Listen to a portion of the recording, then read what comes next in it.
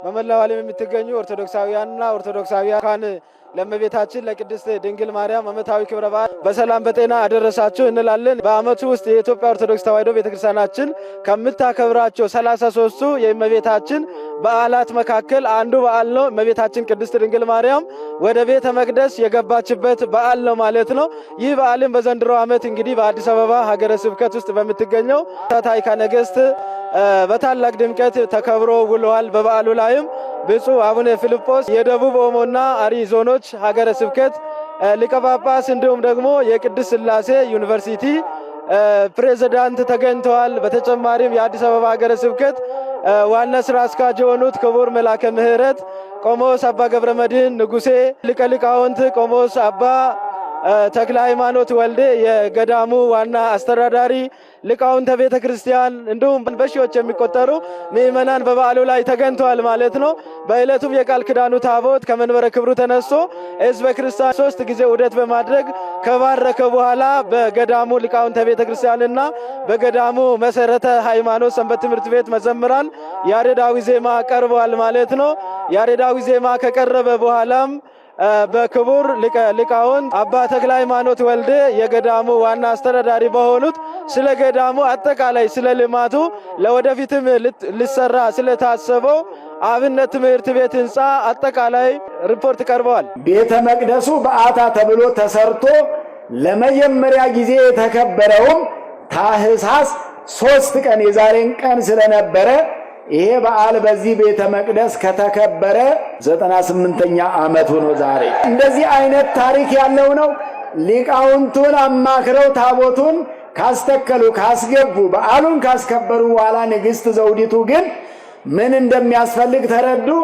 ለቤተ መቅደሱ አገልጋዮች፣ ዲያቆናት፣ ካህናት፣ ሊቃውንት፣ ደቀ መዛሙርት ማፍራት ተገቢ እንደሆነ ሲረዱና ሲያውቁ ትምህርት ቤት ወይንም አዳሪ ትምህርት ቤት በአሁን ሰዓት መንፈሳዊ ትምህርት ቤት የሚባለው ታዕካ ነገሥት በዓታ ለማርያም የሚባለው ቤተ ጉባኤ ማሳነጽ ፈልገው ቤተ ጉባኤውን አሳንጸው በ1925ኛው ቤተ መቅደሱ አገልግሎት ከሰጠ በኋላ ከ5 ዓመት በኋላ ደግሞ ቤተ ጉባኤው ተገንብቶ ትምህርት ቤቱ የዳግማዊ ምኒልክ መታሰቢያ ትምህርት ቤት ተብሎ ተመሰረተ።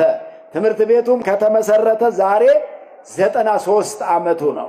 እንግዲህ 93 ዓመት ያስከበረው ትምህርት ቤት በኮሪደር ልማት ምክንያት በመፍረሱና ከአስፋልቱ ላይ ወደ ውስጥ በመግባቱ የግንባታ ሥራ አስፈልጎ ተገኝቷል።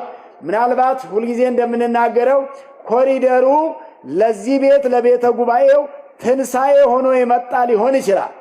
ሥራ ሊያሰራ የመጣ ሊሆን ይችላል። ይሄ ባይሆን ላይሰራ ይችላል፣ ላይታሰብበት ይችላል። ሁሉም ሰው ትኩረት ወደዚህ ላያደርግ ይችላል አለ ብሎ ስለሚያስብ ማለት ነው።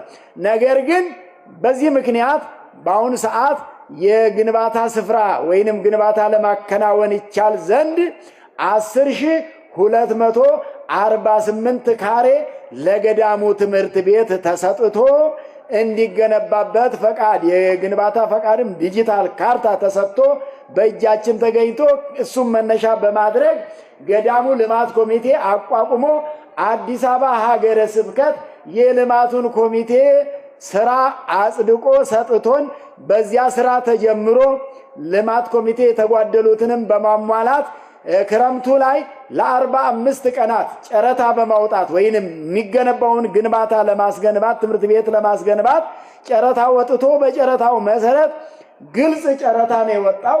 በሪፖርተር ጋዜጣ ታውጆ የተጫረቱት ጨረታ ነውና 20 ድርጅቶች ጨረታውን ገዝተው ከ20ዎቹ 10ዎቹ ጨረታውን ሰርተው መጥተው ተወዳድረዋል።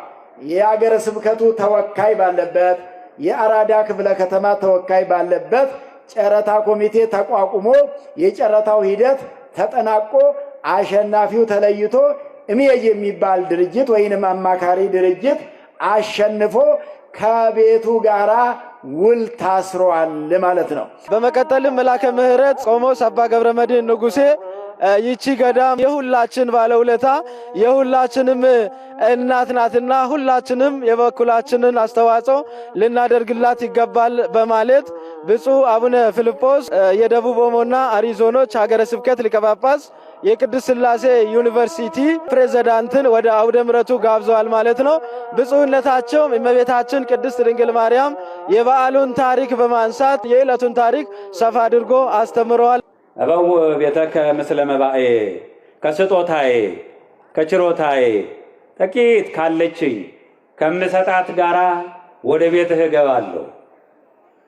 ወእሁብ ብፅዓቴ ዘነበብኩ በአፉየ ባፌ የተናገርኩትን በልቤ ያሰብኩትን በልቤ አስቤ በቃሌ የተናገርኩትን ብፅዓቴን የተቀደሰ የተባረከ የተለየ ስጦታዬንም ቃል የገባሁትንም ልሰጥህ እመጣለሁ። መጨረሻ ላይ አባታዊ መልእክት ቃለ ምዕዳንን በመስጠት የበዓሉ ፍጻሜ ሆኗል።